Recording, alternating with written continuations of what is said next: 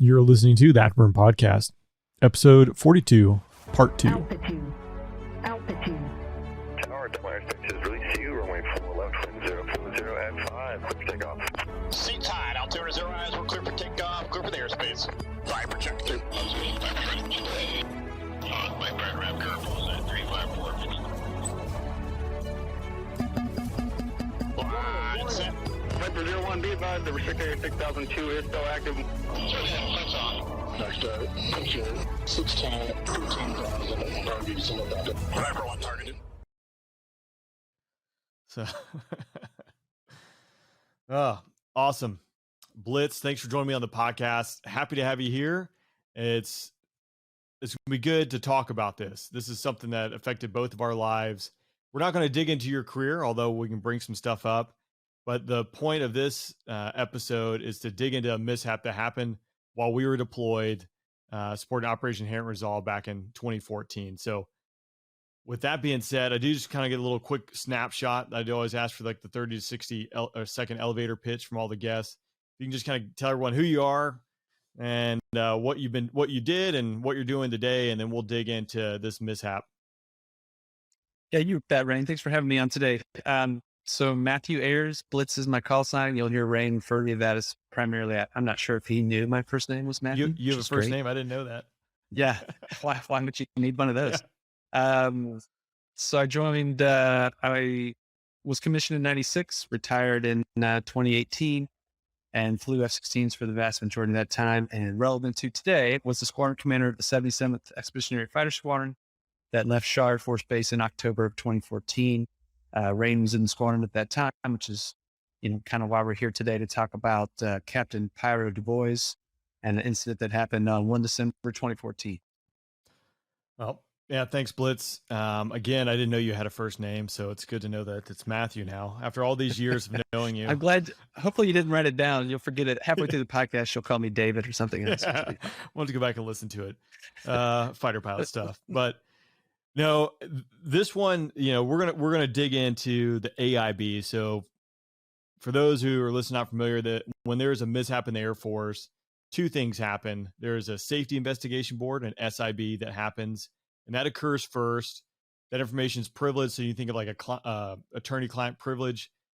That information stays internal to the Air Force, and the whole goal that really is, if there was something that was going on, get that information out to the pilots, the air crew, whoever might it affect, so that we don't make the same mistake twice. Once that concludes, the next thing that happens is an AIB, an accident investigation board. And broad brush, they're really trying to place blame for it. And that's just kind of a general statement. But the AIB is released to the public. So this is the AIB that I'm going to be reading from, that we'll have up on the website, that if you want to go review it. But it goes through from start to finish, nuts and bolts. But the goal for today is, this is a 40-page document, but it doesn't have a lot of the context. And the goal for today is to build some of that context around this mishap, right? Because Pyro is a lot more than this document. Our squadron is a lot more than this document.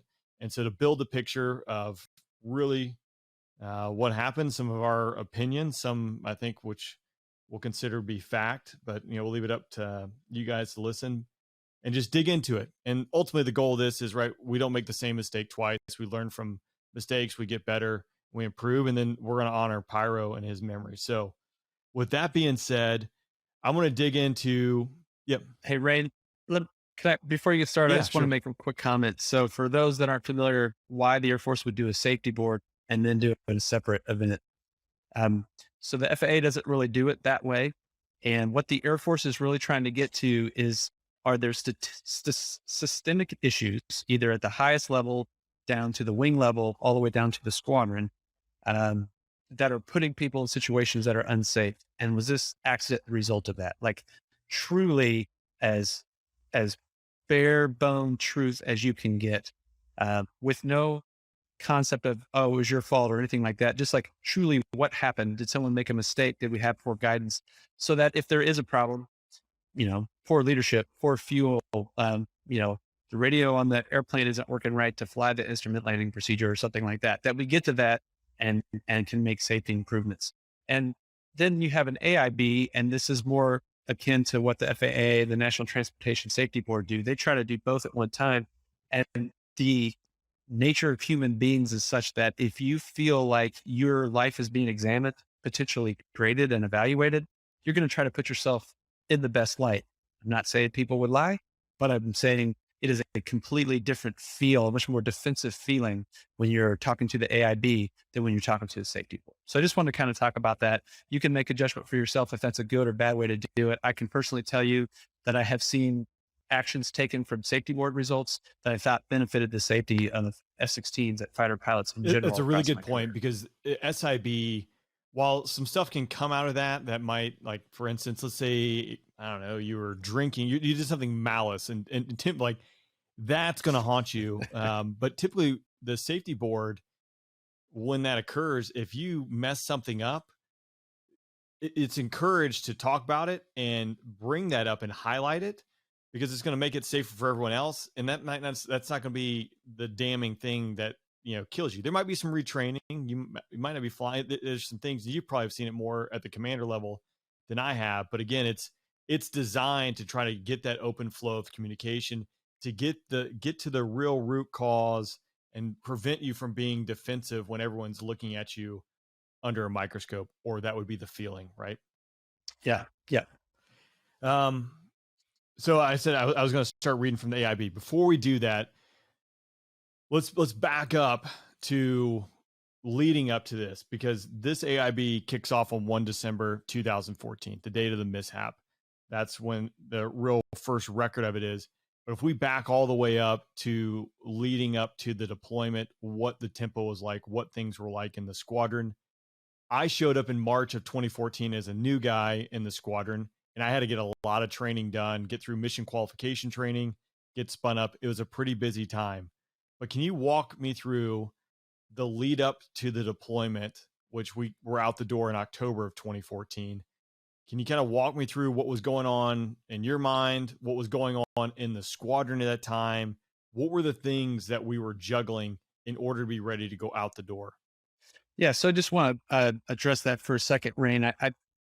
I think this is an area where a lot of people don't understand what had happened across the Air Force.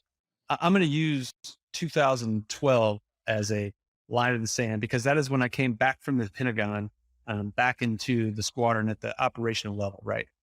And when I got back to Shaw Air Force Base in 2012, I was the director of operations, so the number 2 in charge of the squadron, and I took over the Gamblers in June 2013.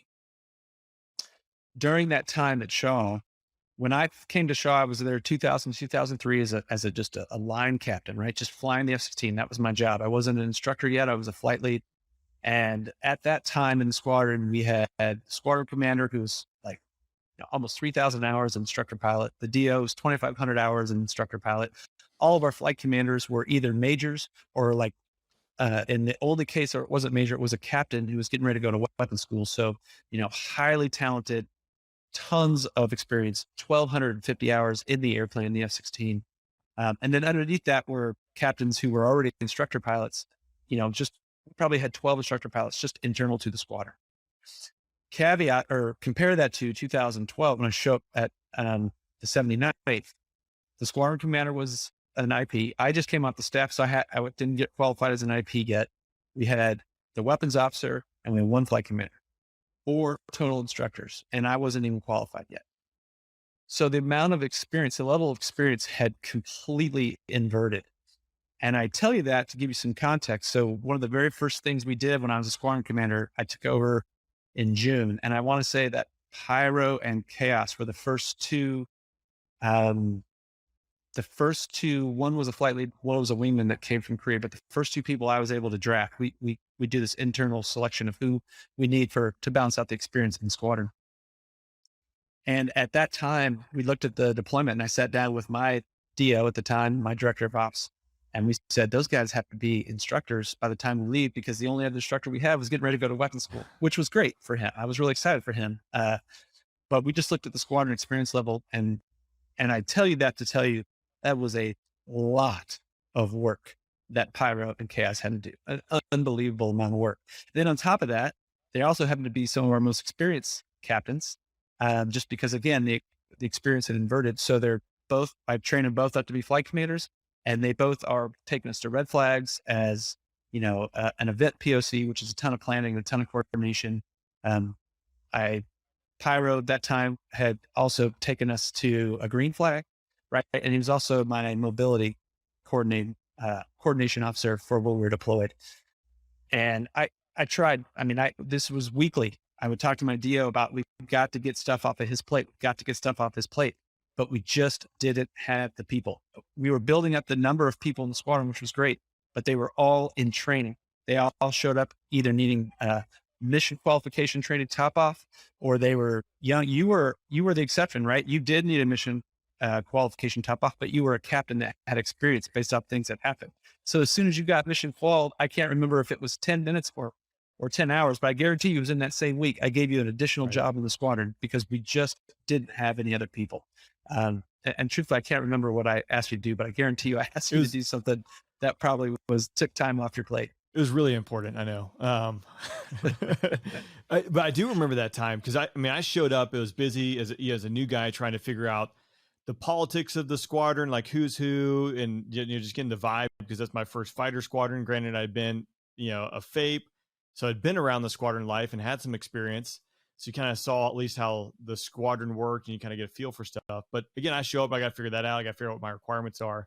But I remember Chaos and Pyro specifically, because they were both younger than me. Obviously, they've been in the Viper longer than that. But I was watching them balance their new roles of flight commander while they were both going in the IPUG, knowing how busy they were. And I remember Pyro being the Wessup Projo, because the funny story there is I do remember him, like, he was running full speed ahead. And like, that's not even, like, he had an afterburner and it was stuck there. And I remember he overslept one morning. And he was the Projo and he showed up late. It happens. And he got in a little bit of trouble for that. But it was just kind of a funny story about Pyro that just makes me chuckle to this day. But I mean, Chaos and Pyro, those guys were humping it. I mean, everyone was humping it, just trying to get the minimum done, right? And then trying to be, then add a little bit more on there. But we had to check all the boxes to get things done. And it was busy. It was a busy time. Yeah. So were you in a mobility officer? I was the CLO, so the standard evaluation liaison officer, whatever, paperwork, check rides and stuff like that. I became the mobility guy after Tally, because I think Pyro was mobility and Tally took over right when he finished the IPUG, which, I mean, that job was insane. So I want to put that perspective for our listeners, because you're doing a nice job of being humble, and I appreciate that. But you being a CLO at that time, so remember when I was at Shaw the first time, our CLO was a major who had 1,100 hours and was an evaluator pilot. So it got all the way through the instructor program and now was an authorized evaluator pilot for the squadron. You had just gotten qualified in the F-16. And I made you a CLO because you had the officer timeline. Like you said, you'd already been a FAPE, you'd been a captain longer. I think you were the oldest captain in the squadron, or second oldest captain in the squadron. And so I was trying to balance your maturity and leadership with your inexperience in the airplane. So, me putting you in that position just goes to show how much I trusted you, but also, like, I would have loved to not have had to put you there so you could just focus on flying the F-16, but that just wasn't the way it worked out. The time period you're referencing, you said 2003 to 2004. That's, really when it was, you had the guys, I would say the right guys in the right spot, and you weren't having to make concessions to fill boxes or fill squares there. What was the inversion? That's probably a whole separate podcast in itself, but snapshot, why did we end up that way in 2012 on? Why so inexperienced? I'm going to give you the 30,000 foot picture. Perfect. As I saw it happening. Yeah. F-35 was starting to come on board. So F-22 getting done with OT in like 2005, 2006, starting to become a mature weapon system. F-35 was already, I don't know that we started making them yet. I think we started producing them in 2008. But in the F-16, F-35 transition, somewhere in that time frame, and I'm not going to be able to tell you the specific year, it was not sequestration, because I know that was in 2012. But we had a similar event where we went through this big, the Air Force in particular had to make concessions. F-22 was a very expensive airframe. We were trying to bring drones on board. We were looking for ways to trim the budget. And that was just something that was happening DoD wide across the Pentagon. And what we decided to do as a force, obviously not me, but what generals at the Pentagon decided to do was to eliminate a large portion of F-16 training with the assumption that F-35 was going to ramp up commensurate with F-16 ramp down. And when F-35 got delayed, go figure, you make a one airplane for 3 different units and they all do different things. The consequence of those ramps not happening at the same time, we had really not thought about what would happen because the F-16 at that time was training 3 times as many fighter pilots as any other airframe because there's 3 times as many F-16s. Like, it's not magic. We weren't doing anything better. It was just, and so when that throughput slowed down, we couldn't take as many pilots out of pilot training and put them into fighter cockpits. So we slowed down pilot training, and that caused a tidal wave that then started in about 2009 to 2010. There was not enough pilots to transition to the Guard Reserve. They were hiring like crazy. So that put even additional pressure. And then, oh, by the way, airlines were hiring like crazy at that time. So those 3 things, the training reduction, because that takes years to stand back up, followed by 2 additional external factors, Guard and Reserve hiring and airlines hiring. We saw retention rates go somewhere from between 65 to 70% of people were signing the bonus to about 25 to 30%. And that happened for like 4 straight years. And you're seeing the results of that now. Or you saw it, we saw it then. It is also, there's been other things since then that have happened. Retention rates have come back a little bit, but not tremendously so. Not moral story, this doesn't happen overnight. And it leads us to where we are today. I mean, there's several things, and they're still dealing with, even though it's come back a little bit, retention's still a factor. And I think you would still find inexperience relatively low, especially if you compare it to the early 2000s. That being said, we know we're really busy getting out the door in October of 2014. A lot going on, juggling a lot of pieces. When we were going out the door, how confident did you feel? Like, did you think we were squared away and ready to go? Did you have some question marks still hanging over your head? What were your thoughts as we were leaving? Well, here's commander speak, right? So the first time in my mouth, I'm like, absolutely not. I would have loved another month where everyone took everything off the squadron's plate and all we did was focus on training, right? Because I knew it was going to be intense. Over half the people, probably more like 9 out of 10 people hadn't deployed before. They definitely hadn't deployed to what we were getting ready to do. We're going into Inherent Resolve. Remember, at that time, we didn't really know what the surface to air threats were. We didn't know what countries we've been flying in. We didn't really know what the ROE was going to be. That was evolving on a weekly basis. We took over from Misawa, who went there on a training mission. And I mean, hats off to Colonel Struve and his squadron. They did amazing work spinning up while in theater to do combat. That was incredible. But, we were stepping into a situation that they had put a Band-Aid on an arterial bleed. And so we were going to have to fill that infrastructure. And so, yeah, man, I wanted a whole nother month where we could just get our brain focused. Cause like you said, I mean, the day before we took off, we left at 03 a.m. local Shaw time. I'll never forget. I'm sitting on the runway at 2:59 waiting to plug it in the afterburner. And that day before I went on pilot rest, I was arguing with our LRS folks about what could go in pallets. And I'm like, I just don't feel like I'm focused. Right. But on the other side of that, this is the other side of my commander. I had never been around a group of people at that time that were able to solve problems more autonomously and more effectively. I slept great. I slept like a baby the night before we left because I knew no matter what happened, we may not have been as ready as I would have liked to be, but I knew we'd react quickly and as well as anybody. So I was confident. Actually, I was just randomly thinking about this too, because remember all the things we had to get done leading up to the deployment. And part of this is always reacting and how we handle things. But it was like, I think almost like 3 or 4 weeks prior to us deploying when we had to go through the advanced beatings of SEER, which was a late surprise. Hey, by the way, the entire squadron has to stand down for a week and go through advanced resistance training.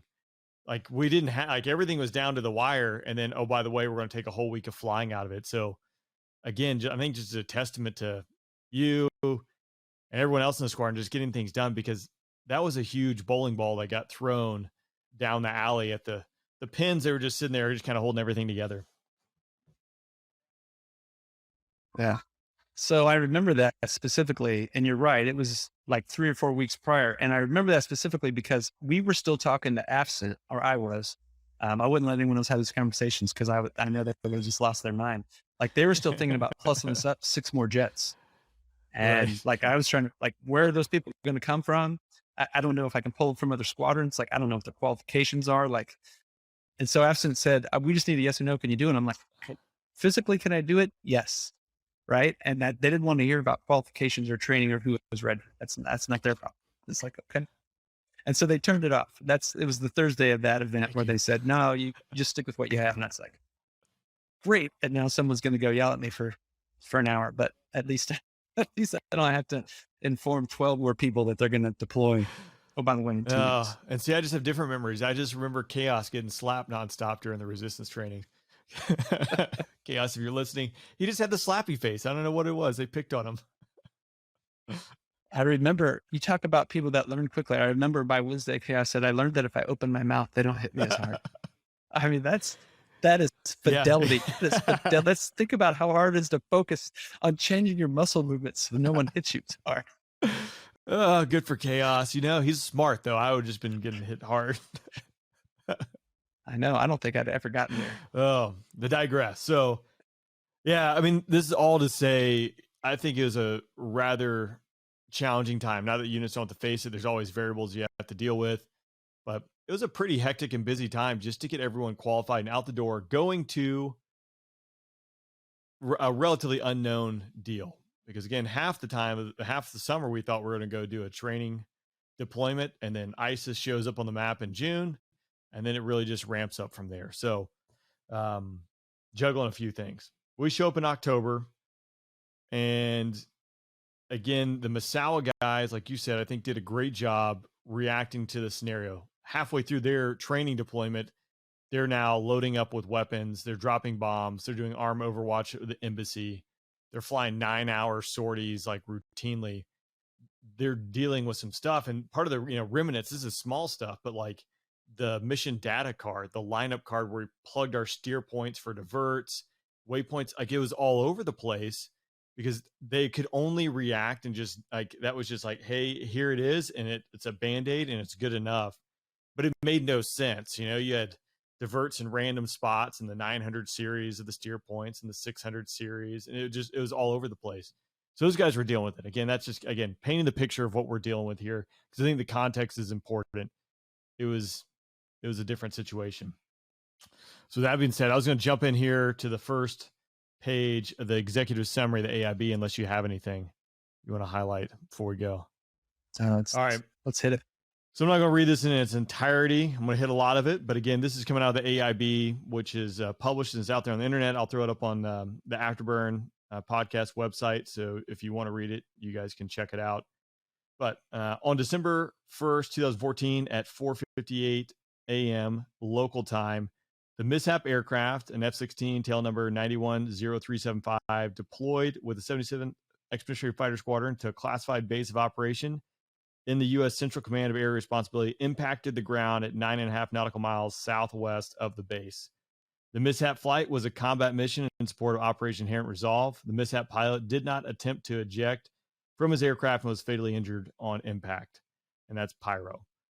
His wingman was Bear. We'll mention that. So the mishap flight, again, is comprised of Pyro and Bear as the wingman. The aircraft was destroyed. The host nation forces recovered the mishap pilot and transported Pyro back to the base. The mishap caused no damage to any civilians or no civilian injuries. So the mishap flight took off from the base at 4:21 local, so about 37 minutes prior to this mishap, and flew entirely at night. Upon takeoff, the mishap wingman, which is Bear, experienced a landing gear door malfunction and requiring the mishap flight to remain near the base, burn down fuel, and land. During the subsequent recovery to base, the mishap pilot unintentionally descended from 3,000 feet mean sea level to ground level at 1,680 feet mean sea level. So about 1,200 or 1,400 or 1,300 feet there above the ground is where he started the descent. The mishap pilot maneuvered the mishap aircraft during his 32 seconds prior to this period and did not attempt to stop the descent until an abrupt pull away from the ground during the last seconds of flight.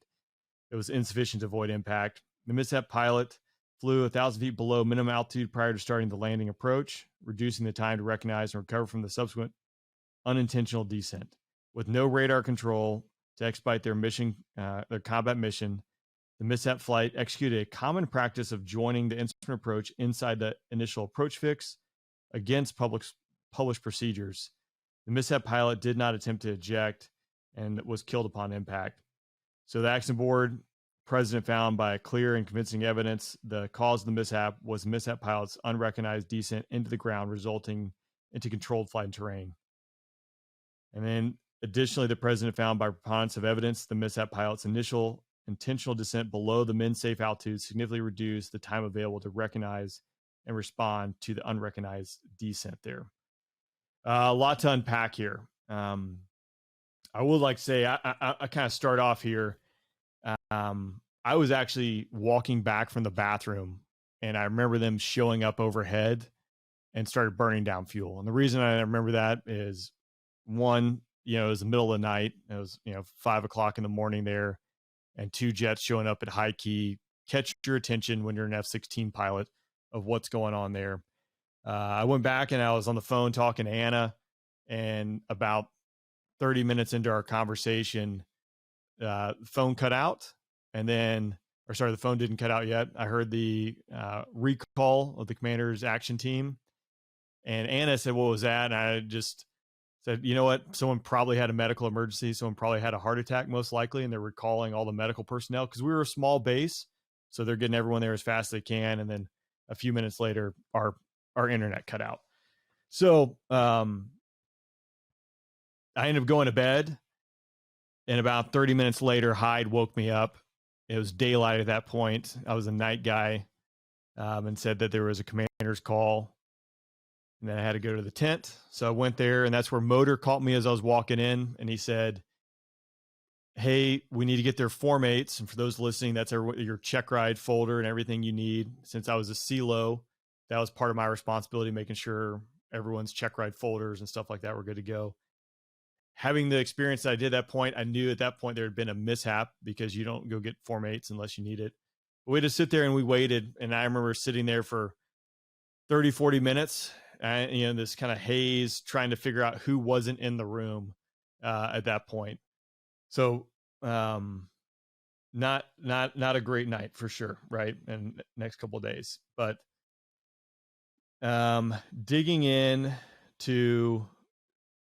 Hey, I'm gonna talk to you real quick there, Ray. But just for context here, these are written to be, kind of sanitized, just the facts for a reason, right? Because when you're reading these, people are trying to understand what happened. They're trying to make some judgments, and humans. If you're reading about terrible things that happen to humans, it's not the best way to remain objective, but. So during that time, I just want to remind people the reason that I'm waking everybody up, it was my call, is, I want people to understand what's happened. All of a sudden the base has gone into communications lockdown. It's a standard procedure. They're not able to talk to their friends and family, not able to talk to their wives and kids. They're starting to get a little bit worried, like what's happening. And so I wanted to make sure I had that information. But while you guys were waiting, is when the helicopter landed and Pyro was returned to the base. Right. And I went down and did the ID and, spent a few minutes looking at him, talking to the doctor, trying to do right by him and his family. And so I just want to give context to that, right? That's a non-sanitized version. There's very real gut-wrenching things that are happening to the members of the squadron and that people are doing outside of that. And the report just says it's 0458. And of course it's supposed to be written by that. Like, I understand why it's written that way, but I just want people to realize this is a real life event where someone has perished when you're going through the AIB. And so that's why much like we talked about in other aspects, right? Like people may have very visceral emotional reactions when they're talking about these kind of things. No doubt. And to that point, I remember, which I didn't realize at the time, it's such a small base. We had a small support, morale support, which I think was consistent maybe like 4 or 5 airmen and like a staff sergeant who ran the morale tent, but their additional duty was mortuary affairs, right? Like they would never get used, but on that day and the next couple of days, that was part of their job, was to augment and help ride out our flight dock, to make sure Pyro was repatriated appropriately. Something that honestly they probably never even thought they would ever have to deal with. But again, they knew Pyro. They saw Pyro on a daily basis. We were such a small, tight-knit family because it was such a small base. It's one of those aspects that I never really thought about till afterwards. But yeah, you're right. This is a very sterile document, and that's the whole point of this, is to dig in and again to kind of provide some of that context and hopefully shed light into that. It's more than just the 42 pages here in this document. There's a lot happening. So I imagine you were probably getting ready to get up for the day. It's about 5 o'clock in the morning, and Commander typically staying on the day schedule, handling meetings and things like that. Were you up yet, or how were you notified? Yeah. So, our vols had gone back and forth. We'd had some that were taken off at more like midnight or 2 in the morning. And then this had gone back to, we were doing I think like an 11 p.m. takeoff. And this was like a 4 a.m. I can't remember the specifics, but I'd kind of trained myself to listen when the jets started up. I would used to kind of stir a little bit. And then as soon as they took off, I'd get up and I'd go check with ops and see what was going on. And then I'd go kind of shower and get ready for the day. And so, yeah, I was I just, much like you, I just got out of the shower when I got notified. But I knew something was going on. I could hear the 2 jets. I'd already gone in and talked to ops and said, hey, why do we have 2 jets overhead? I mean, they're literally right over the top of our tent. It's not like, how'd you hear it through the building? I mean, it's just right above you and you're in a tent. Everybody on base can Which is part of it. And when I don't have to read that part of the mishap, but Pyro, so Bear has his gear door malfunction. They elect to hang over the base and to burn down gas. So they troubleshoot it, go through the checklist, which, hey, can't get to recycle. Bear puts the gear down. He's got good indications. So he's just going to land the jet. They stay up above the jet at high key and they're burning down gas, land, swap out jets and go. That's the plan. And Pyro's doing a good job of managing that and kind of coordinating that with, and letting Chaos know, who's sitting top 3 as the operations supervisor there, relaying that back. But Pyro does make comments like, hey, we're probably waking everyone up down there, so let's go hold somewhere else. And that's when they coordinated. And it doesn't quite go in the sequence here. I will get to that in a minute, but I'll again kind of go into the AIB and jump back and forth, and we can discuss it here.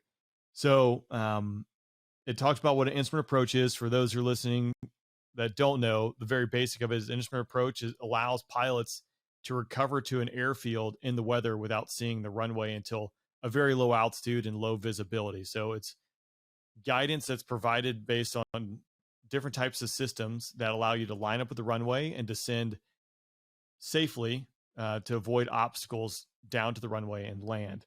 So that's what's set up. But there are procedures, one of which a part of the procedure is the initial approach fix, and that is where you start the procedure. And we're going to talk about the initial approach fix and as well as the final approach fix, which is where you commence the descent, the final descent towards the runway there. But what I want to highlight here is the next part. The 77th EFS leadership, which is Blitz here, and then Blood, who is the DO, are predominantly, you guys are setting the tone and putting out this guidance. So it says the 77th leadership put out a pilot read file on 13 October, which is when we showed up, that outlined your expectations for landing at the base if an instrument approach was required. The pilot read file is a collection of guidance issued by the squadron commander or the director of operations that pilots must read prior to flying. The pilot read file guidance directed pilots to fly direct to the initial approach fix at or above the documented min safe altitude. Upon receiving the final approach guidance, then you can commence the approach. And I thought I had it here. You guys reissued that again on the 25th of October. So at 2 points issued this. We're kind of talking beforehand. So I was a relatively inexperienced F-16 guy. I was on the night train, and I was tied to Blood, our DO, as a hard cruise. We kind of kept it for the first part of the deployment. And I can say every single time this is what we did. We did the full penetration approach because there was no radar guidance. There's no approach control that had radar to vector you to final like you would find in the United States or most, I guess, busier places or modern countries for that matter. This is out there in the middle of nowhere, so you have to fly a procedure that's published. The other thing I'll highlight here, you've more experience than me, but I've never seen a darker place on Earth than here. And on this night, it was 2 millilux, which is like blacker than black. Yeah. Well, I find interesting about that too is the local Air Force there are, the Jordanians. They would schedule night and they would cancel about 50% of their night flights because they knew they didn't have radar. They relied on, a lot of local airfield knowledge, a lot of systems that we didn't use, that just local steer points where your airplane, with no precision guidance or anything, they just knew that they were flat around where they were, with not the United States, safety apparatus, making sure that their corridors were safe up to certain altitudes and all those kind of things. And if it was really dark or at all weather, they canceled because they knew they didn't have the safety requirements. And so, we are trying to have a scenario where pilots are coming back to a place that's really dark, that they don't really know. And oh, by the way, the Jordanians could be flying. There could be other nations flying that may not be following the same procedures we're following, right? So it was identified the very first pilot meeting we had on 13 October when, Blood had already been there flying for a week. He sits me down, he's like, we got to talk about this and we got to hammer it. And so we start that, everyone's excited about being there for combat and they don't want to talk about procedures. And I the very first thing I say is, hey, I'm glad we all made it here, but listen up. Local ops here is going to be challenging. I would say it's as challenging or potentially even as dangerous as flying on the AOR. And we started talking about that because I wanted people to know that I was serious about it. And there's things, I was trying to find those approach plates earlier, which they're long gone and, I can't look them up anymore. But there were some weird things about the approach. And I remember now, I don't know the exact specifics, but for a while there's like a TACAN. There's a TACAN on the field, and the tuning guys were like going off the TACAN versus the ILS guidance because they thought they had to. So there was some confusion with that. Also being the CLO and building a lot of the divert packs. One of the things I discovered, I remember, was one of our divert fields, the only approach in there was a TACAN. But the last time it was a Jordanian approach plate, so we had to get it approved to use. The plate was built in 1992. And so if you do the magnetic variation, it was like 25 degrees off from what the published was. So there were a lot of things there that we normally took for granted because everywhere we've been operating, Iraq, Afghanistan, anywhere else in the world, like it was more or less established. And not that we hadn't been there, but I think a lot of stuff was kind of taken for granted and really wasn't dug into, like, hey, whatever, it's an ILS and we're good. It's dark. I think and that might be an unfair assumption, but I think a lot of people weren't focused necessarily on the basics because they're worried about combat. But I felt like, yeah. So that's, we didn't get the chance to talk about that with the Misawa guys, but the reason there was confusion is that approach plate was not a US or DoD TERPS, which is the safety process where they go and they formally verify that the instrumentation works and will keep you in a safe corridor. That was not the process that had been done to write that plate, but everyone there locally knew it, right? And Misawa knew that there was that TACAN was published incorrectly at the top of the approach. And so they knew, you don't actually do that, even though it says that's supposed to say TACAN 2, not TACAN 1. And that was local knowledge and everyone knew it. And, but it wasn't informal guidance. So to your point. So why wasn't informal guidance? Like, it's just one of those things, we've been doing this long, it's fine. Or do you think like that should have been the formal guidance? Like what's the fix for that? What would have been the fix for that? Well, to be frank with you, so the 79th was the first squadron that went. And right when I took over the Gamblers, They were the first one to go back to Jordan for training. We hadn't been doing that before. And I think what happened is when the weather got bad enough that they canceled at night. So I don't think people face that situation. Yeah. I think that's the big thing. I'd buy that. And then obviously we're replacing the Masao guys who are flying at night. But again, it's like the last half of their deployment and pure reaction to ISIS, which no one had ever heard of. And they were just like, if everyone remembers that time frame, I mean, it was all over the news and completely unexpected just how fast those guys moved and the threat they were presenting to the region and to the globe for that matter. So that's kind of one of those things. And I guess it does paint a little bit of perspective, but it's like, hey, you know, we're using it. We are occasionally using a field as a divert, which our only approach in there's no way we can fly it, you know, but we're accepting that risk. And it's like, why are we accepting that risk when it's a King Air that we probably send down from somewhere in the Middle East or Europe that terps this approach and we can get a DoD plate? So I wonder about that. So this is a summary of the accident, some repeat here, but a little bit more detail as far as what transpired with that. So Pyro and Bear, they take off. They do a standard radar trail departure. So it's nighttime. So Bear is following Pyro 2 to 3 nautical miles in trail, and he's using his radar to follow him.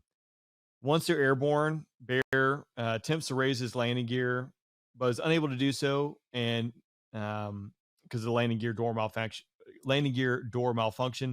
and he immediately radios Pyro to inform of the situation. So Pyro directs their flight to orbit above the base, 8 to 10,000 feet, which are called high key, and he passes the tactical lead to Bear. So Pyro is now supporting Bear, probably in a wedge formation, just following him around as they're going through the checklist and trying to troubleshoot what's going on. So he's able to extend his landing gear and get a normal configuration with no other malfunction. So that's when they decide, all right, we'll burn down gas and we're going to land because we got a good, Bear has a good configuration. So Pyro goes through and he coordinates with both the control tower to burn down gas. He's coordinated with ops, and they're going to land as soon as possible so that they can go to a spare aircraft and then launch and support their combat mission. So Pyro expressed concern with the pre-dawn hour of waking everyone up, which is very considerate of him, I'll say. And they coordinate for tower to move. This part here in the AIB, I think paints the context of the environment we were dealing with. And this is the communication between Pyro and the tower. So they go out, they hold, and they're ready to start back. But Pyro radios requested to send to 4,200 feet to intercept the ILS, runway 31 full stop. The tower comes back, Roger, report localizer established. Pyro responds, Wilco. So again, really hammer it home here is there are language barriers. So these guys do speak decent English, and I think we had an American in the tower, if I remember correctly. So if everything went sideways, we would definitely have someone could jump on the radio. But you're dealing with Jordanians, and again, English is typically not their first language, and no radar coverage for it. So from 252, no, I guess that's Zulu. So at 452 Zulu, or 452 local to 454, 2 minutes, Pyro is contacting operations. He's coordinating with ATC, and they're working their recovery.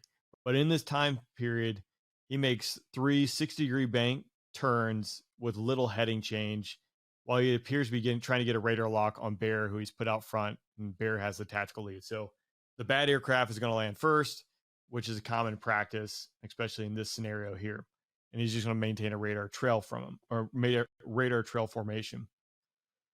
So we'll keep going here. The mishap wingman, which is Bear, he is out front of the formation. He is setting up for the ILS. They're intercepting the localizer course at approximately 10 nautical miles from the runway. Pyro maintains 2 to 3 nautical miles of radar trail behind Bear, and he is descending through 4,000 feet, levels off at 3,500 feet MSL momentarily, and then continues his descent. As he passes 3,000 MSL, still heading west, so trying to line up with the runway, His throttle is near idle, and he's at a descent rate of 2,700 feet per minute, which I highlighted because that's about 3 times of what you would want there on average. Now, again, don't have the complete picture, but 2,700 feet per minute on ILS is pretty steep. He continues the descent. 16 seconds from impact, he descends to 2,300 feet MSL and approximately 40 degrees to intercept the final approach course. He uses 42 degrees of bank. So that's for instrument approach. 30 degrees of bank is standard. I would say in a fighter, like if I had ever exceeded that, I'd be lying, but it's kind of one of those things at night, you try to temper that as much as possible. So maybe an indication here that not quite doesn't have complete spatial awareness here. Near the end of the turn and 6 seconds prior to impact, Pyro called the mishap wingman, asked if he was receiving the ILS glide slope. And during the last seconds of flight, Pyro initiates a 4G level pull away from the ground. So he's recognizing probably the ground rush there is my assumption. Bear lands and he's trying to radio Pyro, seeing because he doesn't see him land behind it. And we'll just kind of skip there. But nonetheless, some highlights from there, right, is we're talking about the initial approach fix. We're talking about a descent. So they set themselves up for radar vectors, or not radar vector. They set them up for self vectors to the approach. So they're not going to the IAF, the initial approach fix, and flying the full procedure. For lack of a better term, for those who aren't familiar, they're kind of cutting the corner. Would you buy that? Yeah, I think so. If you look in the testimony, which is unfortunately not always available depending on where you download the AIB, but they are asked about that. And in the communications between Bear and Pyro, Bear said Bear is in the lead, right? Because he's got the problem, and Pyro wants to make sure he lands first. In case he has to go around that, he can still support him. And what he says is, hey, do you want me to go to steer point? If it's 959, I can't remember what the steer point is, but the one that is supposed to be for the initial approach fix. And he says, okay, I'm going towards it. And so what I think happened is they're intercepting at 90 degrees out. And so Pyro elects to turn early so you don't have this big overshooting final, which can be disorienting, right? It's dark out there, you're flying instruments, even though technically you're VFR because of the weather. I think Pyro wants to have it be more like a traditional 45-degree intercept. That's how I interpret that, looking at the testimony and the pictures. But yes, they are definitely not intercepting the IAF like on a more straight in type of event. They're going to intercept final in between the IAF and final approach fix. And again, I would have to go back and like really think about it or look at it if I could find it. But going to the IAF, flying the full procedure, I mean, it's going to add several minutes to this, right? And they're trying to get on the ground, step to a spare, get going so that they can meet their vulnerability period and be there to go support guys on the ground. So the weather is good. It's just dark out there. So they're not doing anything that I think is, completely crazy. Cause we're talking beforehand, flying a night visual approach backed up with precision guidance is not an impossible or uncommon thing to have happen in the Air Force. So I skipped through a few pages here, but it goes into medical history, a look back for his flying history, health, duty limits, all that is normal. There's nothing that stands out. Highlights the fact that, Pyro is one of the best guys in the squadron. He's teed up to go to weapons school. So very competent aviator. And that's kind of where we're jumping forward here, but to paint the picture. So, this is the aspect I really want to glean some of your perspective on. And it goes into the supervision here, right? Which ultimately I know as the boss, you're owning this piece, but I think we need to provide some context. So published instrument procedures provide sufficient guidance to safely fly instrument approach to land. On October 13th, 2014, the 77th EFS, that's you provide written guidance to all the pilots with instructions for night landings, emphasizing the need to start the instrument approach at the IAF. And additionally, the squadron reissued that similar guidance. See, I knew it was in here. Approximately 2 weeks later on the 25th of October, 2014. And about the same time began working with the 77th EFS and the 407th Air Expeditionary Group's Chief of Standardization and Evaluation, who was my immediate boss, to publish a flight crew information file. The FCIF was not published at the time of this mishap. Nevertheless, the 77th EFS leadership was aware that some pilots did not adhere to these procedures. So I'll stop there. I have more that I wanted to highlight. Were you aware? Is that a thing? Because I have my perspective, which I'll tell it after I hear yours, but was that a thing? Was that rampant in the squadron? What made you want to publish that a second time? So you asked the question, did I know that people were following that? And what I would say is, so the way that deployment was going at that time, I hadn't done my first night tour. Like I tried, Blood was going to fly mostly nights. That's the part about being the DO, right? Because I have meetings that I have to do during the day, and he doesn't want to go to those meetings. And I don't blame him. So we had not done our swap where I was going to fly nights, and then in the middle, he would fly nights. I would fly nights in the middle of deployment, and then switch back to ride from days and nights. And because we had not done that swap yet, I hadn't landed a lot at night. I would take off usually early in the morning while it was still dark. I did vols usually just a little bit later than this. I'd take off at like 5 o'clock in the morning, and then I'd land, when it was noon, something like that. And it will be interesting to hear your perspective. I'm looking forward to this. Hopefully you do it and the full truth. But I felt like at the time I had emphasized to folks, look, you will have been in the airplane 9 hours, 8 hours. Like, you are not going to be fresh. Your mentality, your mental acuity is going to be a little bit stressed. You're just going to have to come back from the AOR. Like, go take your time, slow down, follow the MSA, and make sure you get the initial approach fixed, which gives you the nice long 12 miles to get your airplane configured, slow down in the formation you want, check your altitudes so that you are configured, on speed, ready to go when you hit the final approach fix, which should be where you get the glide slope, and then you come on in and land. And so I would be surprised that people weren't doing that. There is one big caveat, right? Like, if you had come back from a short flight and it happened to be a high of the night, which weren't that often, and visibility wasn't great, you might skip the high arc portion and go straight to the initial approach fix, because you could see the airfield, let's say. But that was pretty unusual. So I was anticipating that people were either flying the full procedure or that they were flying to the instrument approach fix using the step downs above the MSAs to get on the glide slope. Yeah. So to caveat this, or to like paint the picture, if when I left South Carolina, if I never want to talk to you again, I would have that ability. It'd be pretty easy to do it, which is separation.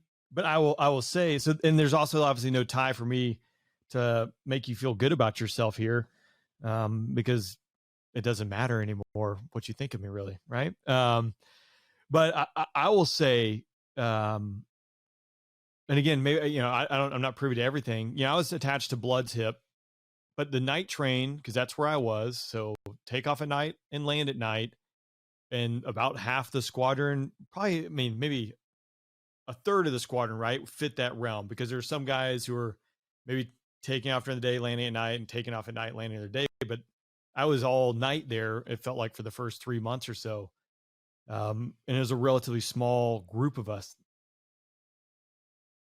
And I remember us talking about this stuff and probably griping about the full procedure, but everyone that I know did it. So it wasn't I didn't think people were scoffing this. And I will also say, to your credit, I've had a lot of bosses, but you're very detail oriented and you convey it in a really smart manner. Like when we showed up there, I remember specifically, air quotes for people listening right now.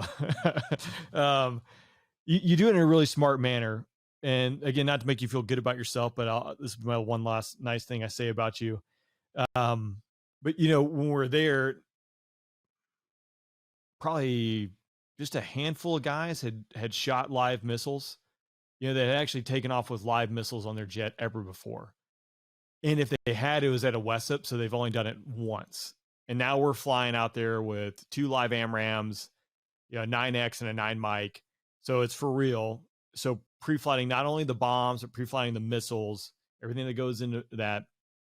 And you made it a point. You guys will go out there, you'll go to the jet, like as we're in processing, you guys are going to go out there and you're going to do a pre-flight with one of the Misawa guys. You're going to go out there with Poker, the weapons officer. You guys are going to go through and get familiar with this stuff ahead of time.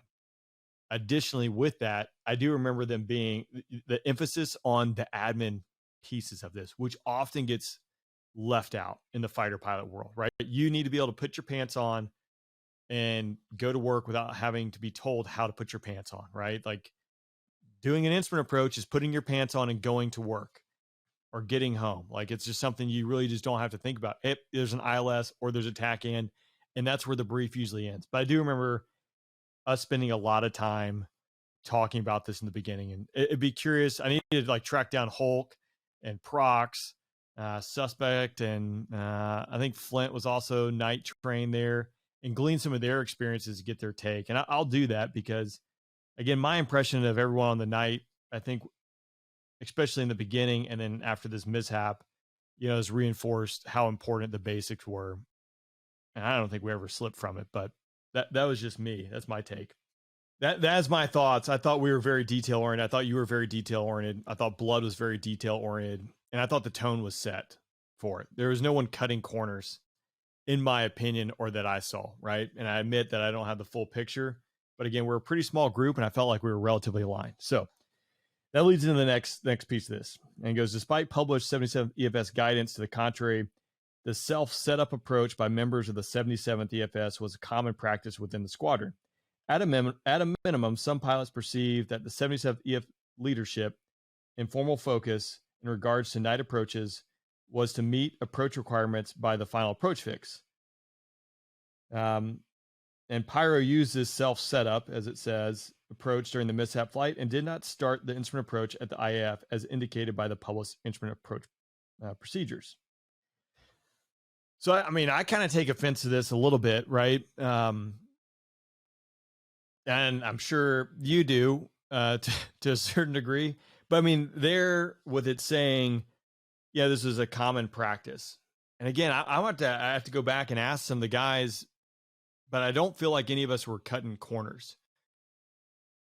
We talk about Pyro setting up for this, like doing a night visual approach is not an ideal thing to do, but with backing it with precision guidance, completely legal.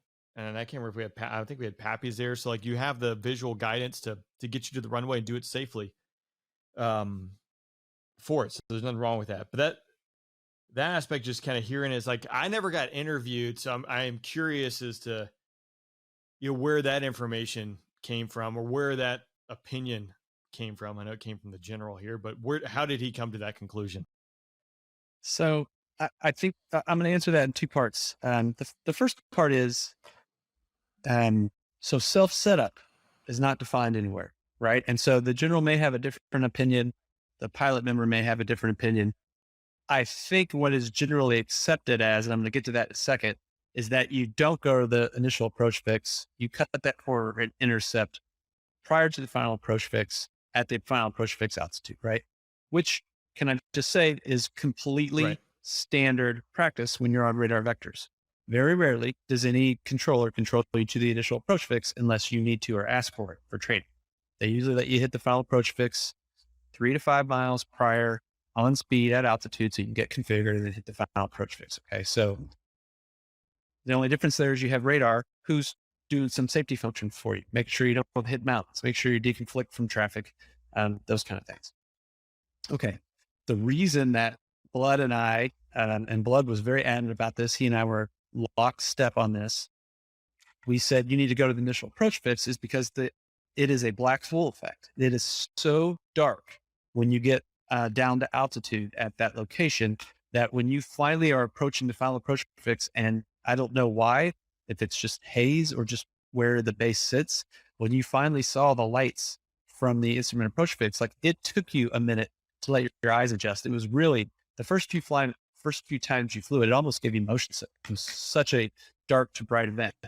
And so we said, look, you need to do this earlier than you're normally used to so that everything is stabilized, ready to go. This isn't, like you're back at Shaw where you flown in a million times. And oh, by the way, you can see the base for 40 miles and you can, make some last minute adjustments. So that's one thing, right? What does self-setup mean? And when they're asking these questions, they keep referring to self-setup. Well, everything we did was a self-setup, right? Like no one was authorizing me to fly the high ILS. Like I flew the high ILS until I talked to tower. There was no official handoff there. So is that a self-setup? You know what I mean? Like, so I think that we didn't necessarily understand across the process what we were talking to. And oh, by the way, like we've had F-16s and F-15Es and F-15Cs in Europe have problems with ILS. We had an event at Shaw even before we left. We had an event at Hill. F-22s have had these problems, right? Like flying instruments can be challenging even when you can see everything that's happening, let alone when you've been in that cockpit for 9 hours and you just came back from a combat story. No, that's not what Pyro and Bear were doing, but they were dealing with an EP.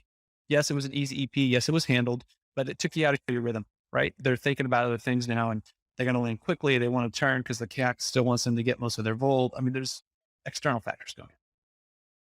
So that's one side of it, right? Like I felt like from an AIB perspective, we weren't very specific with what we meant there. And therefore we didn't necessarily get the right information that we needed. To your point, if you look at what was published in terms of testimony, I think there was more testimony that they got than that was published, but I don't feel like we got a good understanding. Like they make a couple statements in the AIB about informal manner of leadership. And I get it. That's the buck stops with the commander. And I understand that. But at the same time, like I didn't read in the testimony when that was the case.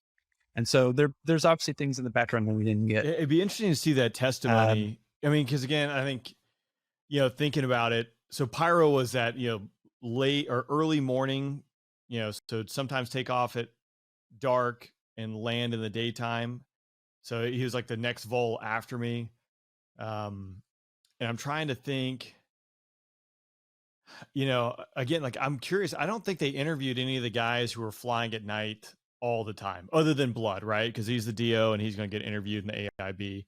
But I feel like the rest of us never got interviewed. So I feel like our opinions, or at least our perspective, probably would have been valuable in there because we're the ones landing at night when typically, although Pyro, I think he did 18 flights there and landed 5 at night. But again, it was changing around so much. But so where that kind of testimony came from, because I just don't feel like it maybe necessarily captured the entire picture or what actually was true. You brought a good point with the what's a self setup, but they like latched on to that aspect for whatever reason. And who knows why the board latched onto that. Yes. So they asked the one common question. I read the testimony again to prepare for this. And the one common question amongst all the testimony that the board president kept asking was, how close could you get to the final approach fix? Like, what was your guidance? And I was like, sir, I don't understand that question because that's not my guidance, right? There is nowhere you can go find an Air Force document. Well, you can be 3 miles from a final approach fix if you're in a 16, but 8 miles if you're in a B1 and 10 miles if you're in a C-17. That's not how it works. Other than to say it is, we intercept between the IAF and the final approach fix when we're on radar vectors all the time. So, those kind of things happen. The last thing I would say, we talked about the safety board versus the AIB earlier, and this is the second point I was going to make, is for the safety board, we took all of the squadron guidance that we'd written and we compiled it and handed it to the safety board. And I think there was like 15 squadron refiles and a couple more pilot refiles. But there's information that we had published. Some of it had to do with administration stuff. Some of it had to do with flying stuff. There was all kinds of different schedule changes and things like that. When I did my testimony, was under the impression that the AIB got that information. When you're part of the AIB as a testimony provider, as a witness, they don't tell you what they've done. And you don't get a lot of say when you get to testify. They don't give you any preparatory, like these are things you want to hear about. You kind of just show up like it's like, trial, like at a court. And so part of my answer is I go back and read it now. They don't always kind of have as much detail as you think, because my assumption is that they had the 2 squadron refiles that dealt with that. And oh, by the way, we had published 5 or 6 more that dealt with, in general, the administrative phase, both, in the AOR, when we were going back and forth to tankers, we'd had some people that weren't as detailed as I wanted them to be. And I just kept trying to emphasize to people, like, admin is going to be deadly because you're going to be tired in the middle of the night. You can't take anything for granted. So I feel like if they would have either had that, I noticed they didn't publish it as part of the AIB. I would like to have seen that published to get a more accurate picture. Yeah. Hey man, I'm not objective. Maybe I wasn't doing it right. Like I can't, but we don't have the information to know what we agreed to. The other thing that was in the AIB when they asked me is like, why hadn't we published the FCIF yet? And so for people that don't understand that FCIF, when it's published, that is guidance for everyone coming in and out of that base. Well, we don't know that base, right? So I got to get the Jordanian Air Force to tell me, A, I can publish it, and B, they'll adhere to it. And if they aren't adhered to it, how I'll know when they aren't, so that we can deconflict from there, right? There's a lot of stuff that has to happen. Oh, by the way, I also have to get that coordinated through the CAC so that when people divert to our base, they know there's been a change in procedure. So we had started it in October, right? I mean, we've been working on it for 6 weeks, but it's a long process. And so that's why it hadn't been published yet. Well, you just mentioned Jordanians, but there are 4 different countries flying F-16s in and out of that base. So dealing with all the politics that go into it, there's a few moving pieces. As I kind of like think through this, what was the AIB like? Because I don't remember them coming there. The SIB, I remember those board members being out there for at least a limited period of time, like boots on the ground. Was the AIB there, or did you guys do this via telecon? How'd that work? Yeah. So remember, this is 2014, pre-COVID, pre-Teams and pre-Zoom and pre-Google Meets. We did it all virtually. So no one showed up from the AIB to the base. And obviously I have some heartburn with that because they didn't interview people from other squadrons, or at least they didn't publish it to talk about how dark it was in the AOR. They didn't send someone out to fly with us. They didn't send someone out to come inspect the AIF program or anything at the front desk or top 3 or anything like that. So again, maybe it would have made me look worse. Maybe it would have made the squadron look worse. I can't say it did or didn't, but I just don't think we got the full picture. And so, like, I think we're a lot better at communicating via Zoom and via computer video conferencing now. But at that time, it was super awkward and I had never done it before. So, there was some challenges there as well. Yeah. I definitely, again, I just keep going back to the fact of like, I don't think anyone on the night train really got interviewed about this. And again, I'm not a general and I've never been a board president. Maybe you didn't need to know that information. Maybe you did. Who knows? But it does present it when you kind of put in there as fact that this was common practice for all of us to ignore the guidance and set that up. It does make me question a little bit. But to go through it, right, and this is like highlighted in the AIB, I think 3 times. So page 22, again, it says it was common practice to compensate for the lack of radar approach to do this self-setup approach. And then the board president in his summary and his findings that it was common practice for, again, squadron members of the 77th there to self-set up for an approach and fly not to the IAF, but to basically do self-radar vectors, if you will, or what you would normally get vectored around in that type pattern for the approach there. Looking back at it, is like, do you think there's anything you would go back and change? Because I don't remember anything changing after Pyro's mishap. Because I felt like we were going out there. Did I miss that, or is there anything you'd go back and change?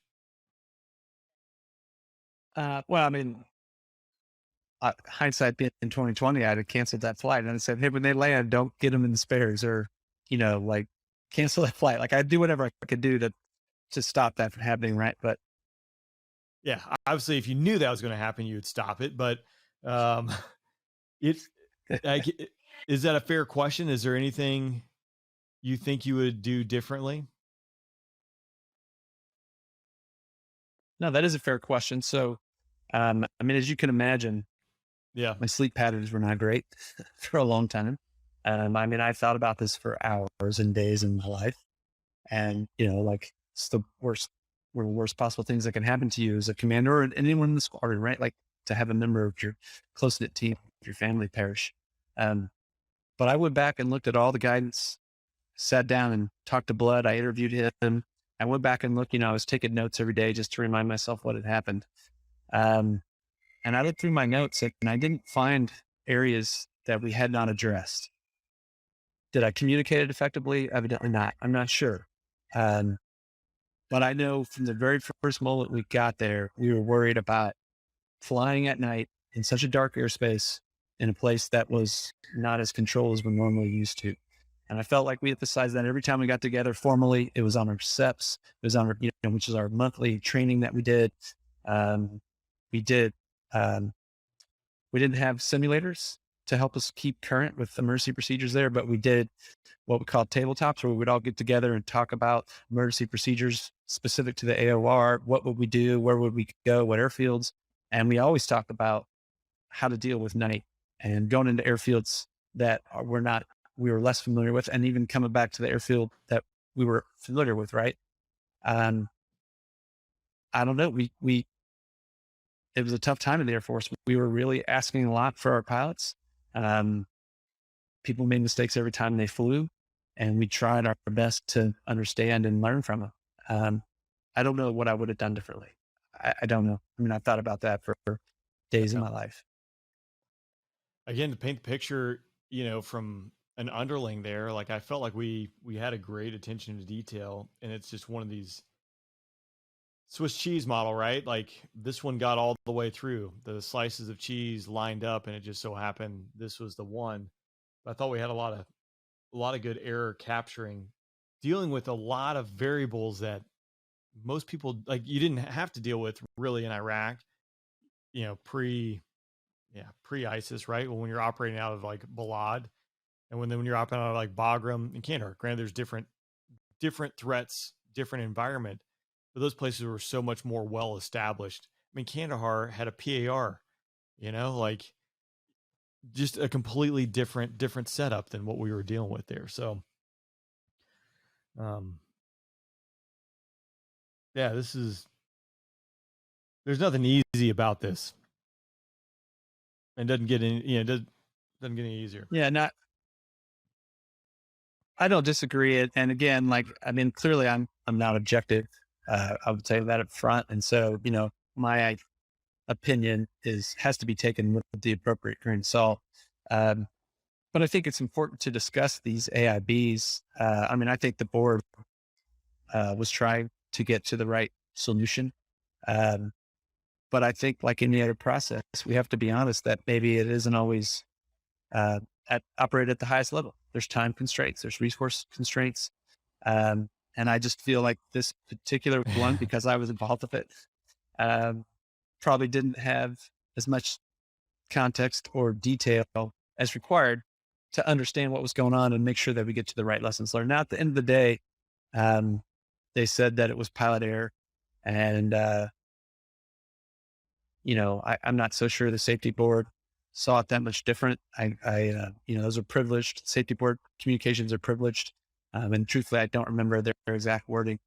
But I would also say that in general, the safety board probably had a bigger picture of the context of what was happening and the dynamic nature of the mission and the location that maybe was not captured in the AIB. Yep. I think good point there. It's resource limited, which lends to my opinion, which definitely does not matter. But I think it is something that if you look at this, right, in the end, the AIB, they got to say this is at fault or this is the cause, and these are contributing factors that go into it. In this case, it's Pyro is disoriented, he hits the ground, and then one of the contributing factors they're saying is pilots were setting up for these self approaches, right? That's a very general statement. But I go back to like the divert down in the south, which I can't remember the name, but like, hey, we're going to use this field, and it has been like the field we're operating on has been terpsed. The field we're using as a divert has an approach from 1992 that it hasn't been updated. we're doing this last minute. We've been into this base and jets have been into this base for a while. Again, resource limited. I get that aspect of it, but not even shining a light on, hey, this is going to be a hub for combat operations. We're going to be flying these jets in and out of here to support the mission, but not really giving it the infrastructure and the facility that it needs to safely operate. Like that's not even mentioned in my opinion, again, which doesn't matter. But like, how is that not even brought up? Like bringing these up to standards. Like we can put a trailer out there with a radar and put it American. Like it's going to be like some State Department and host nation dealings, but like that's a pretty easy kill in my book that we can probably with a team of 10 people, you can have a radar facility set up there and exponentially increase the safety for 4 nations that are operating out of there. And again, I know it's a little bit, that's simplifying it way down, right? But we don't even address things like that. Again, is that valid? Is there anything like that you think should have been in there?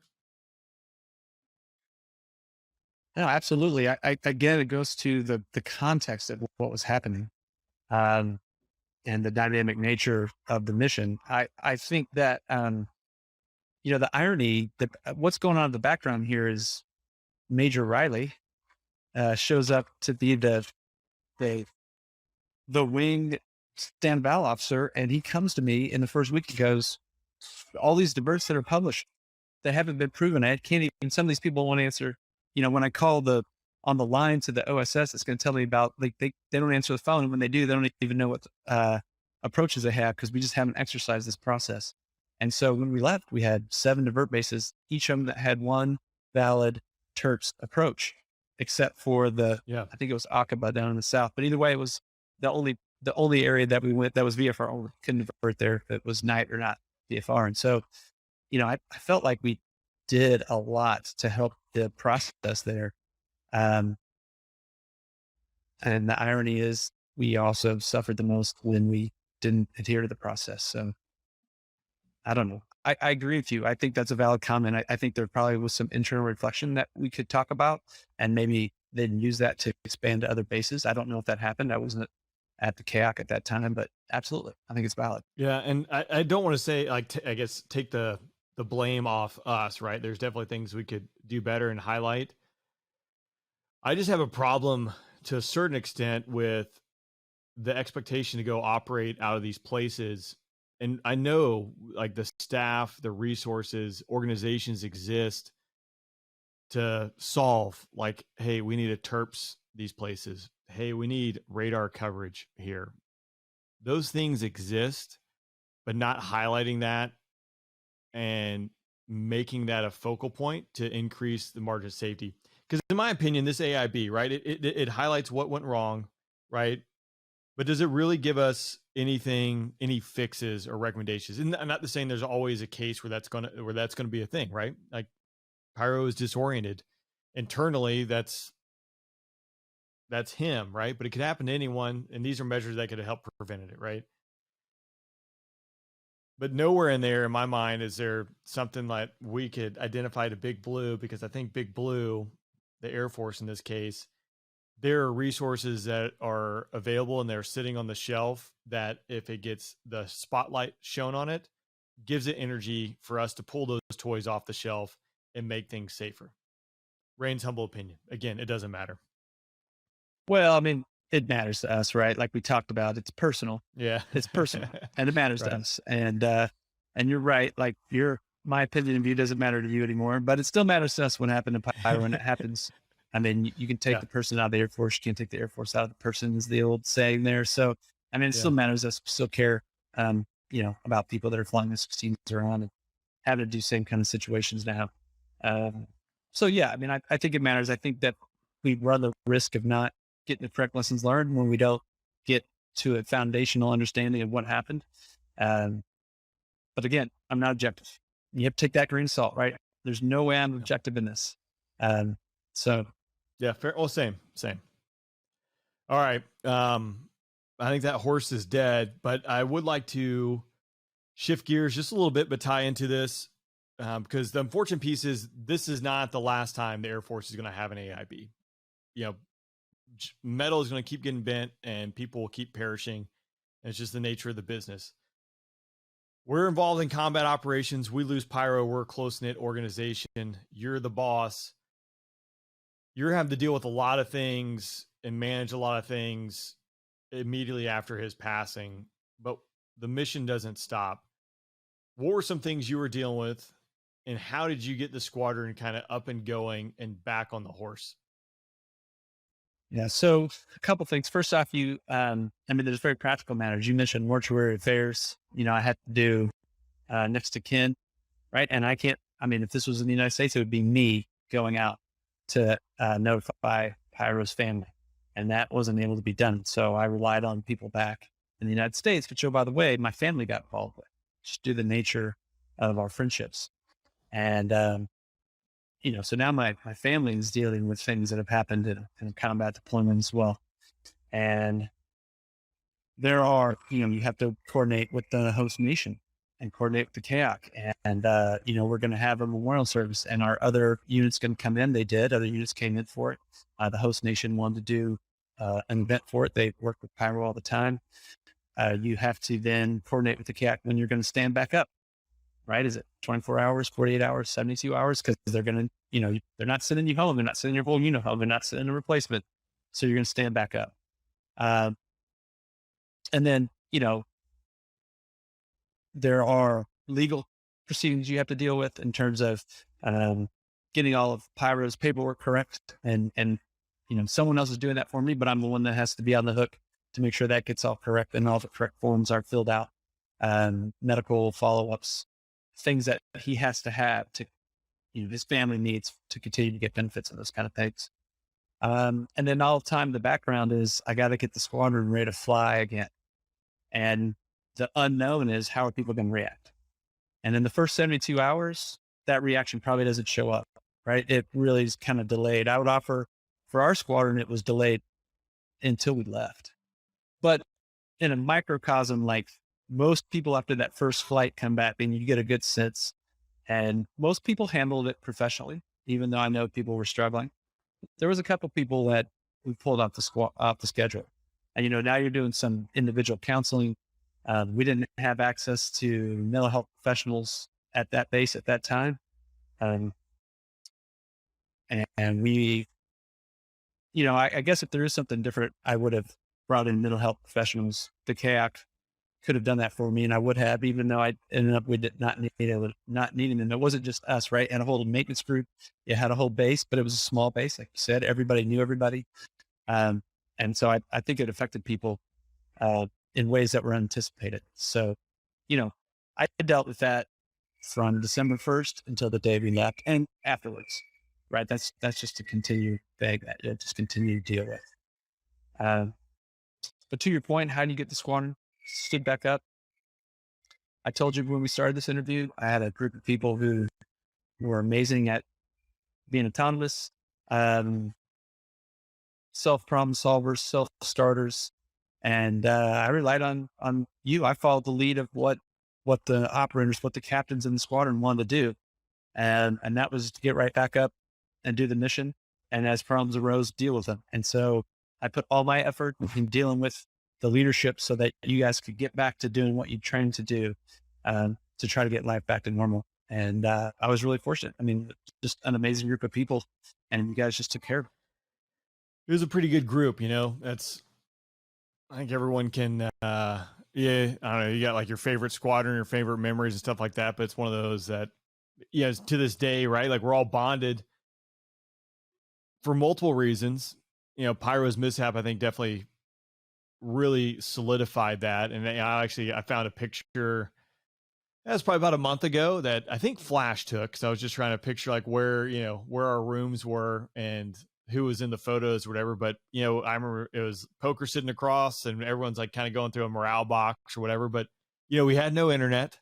All we had was just each other just to kind of talk to. And there's some long days, right? Like we just been going full bore to slamming on the brakes to now not talking to family. And it's really just, you're there with your squadron mates kind of going through and processing this, which was a new thing for many people. So, Yeah, that was a good group of people. You know. Yeah, 100%. It was an outstanding group of people. I was very fortunate to be the 77th Squadron Commander at that time. That is for sure. I had an unbelievable team. Well, as we kind of wrap up here, is there anything, I kind of I went through the AIB, right? I didn't say gloss over it, but I didn't go into its full detail. I'm going to do a separate episode, just breaking that down kind of line by line, which people can listen to. But is there any other context that I'm missing or anything else you think is important to put out there for this? Well, so, we talked about the background of Pyro and how hard you were pushing to get him up to speed to deploy. And I would just say for context, that doesn't just happen, right? It's not like, okay, I'm there, I'm good. When he showed up, right? So we got him to be a flight commander, we got him to be an instructor. He had helped us deploy, but then we're there. Well, now he has to instruct every day. Now, now he has to fly with the youngest people in the squadron sometimes. Now he has to do flight commander things and deal with, pilots still need qualifications. You still need currencies. There's all these things you have to track and deal with. And that was all brand new for him. So think about the scenario that he's in. He'd already been running, as you said, afterburner for the better part of a year just to get here. And now he works 7 days a week. And the squadron didn't take a day off from October to when we got home, which was in May, last part of April. And so he's heavily involved in that. And so while people got some time off, I just think we forget the pace of operations that it took while we were there. And so just something to remember. Yeah. Well, and as you mentioned it, I know, but again, I think it's hammered home. You said October when we got home, but probably Pyro for the year prior to that had been running at that pace. I remember him and Ashley getting married. It was like after one of his flights, going down to the courthouse and just squeezing in the opportunity to get married because there was just no time to do anything. And he's going through these upgrades, so he's in on the weekends. He's Pro Joe, so he's in on the week. I mean, it's nonstop. So I think I had a right. You don't know what you don't know, and there's a lot of stuff I don't know, but. I remember at the B course, I had a maintainer. He's like, when I got out of the jet for a sortie, he's like, "So, sir, you just heading home now?" And I'm like, "No, that's not how it works, But the time that guy saw me was an hour prior to I took off. Right, I show up, I shake his hand, I hop in the jet, we crank, I disappear for an hour and a half, I come back, shake his hand, and in his mind, that was it. That's all I did, right? But you don't see the day prior where you spend 12 hours mission planning, the day of where you're showing up, 6 hours prior to takeoff because you're briefing, finalize mission planning, and then the debrief, which happens, and it could take 6, 7, 8 hours, if not longer. You being a weapons school instructor, you guys just doing marathon debriefs for half a day. For no good reason. I mean, why wouldn't you? Why wouldn't you want to be an Eagle guy with a bunch of chalk and spend one full day debriefing? But I digress. So yeah, I think that's a really good. No, but I think a good rule of thumb, right? Like when you're at home training, it's 3-1, 3 hours of debrief and planning for every hour you fly. I think we usually fly between an hour and a half. And if it's an hour and a half flight, you have 4.5 hours for brief and debrief. There's other time involved in that, but just for the brief and debrief. So it is long days. But even deployed, that's why you try to make things so standard, because your debriefs are going to be long. You're going to have to look at if you had a weapons deployment, if you talk to the cat, there's all these things you have to debrief and you have to understand what happened. So they are going to be long days. No doubt. For sure. Awesome. Well, Blitz, I appreciate you taking the time today, go through this. Again, Pyro, just an amazing human being. I'll have some links in there to Pyro's Wings, which is his foundation, his parents and his wife Ashley started, which getting young people involved in aviation, specifically ROTC cadets, helping them fly and get scholarships. So you can go out there and support that. Again, I'll have links for that out there, but I appreciate you taking the time going through this and providing some context to the whole mishap. Yeah, Raiden, I appreciate it. I agree with you. Please support Pyro's Wings. I just talked to Pyro's parents not too long ago for a recent event that we had. It's a good organization. I proud to talk to them and continue support each year. And then thanks for having me on the podcast. Absolutely. Cheers.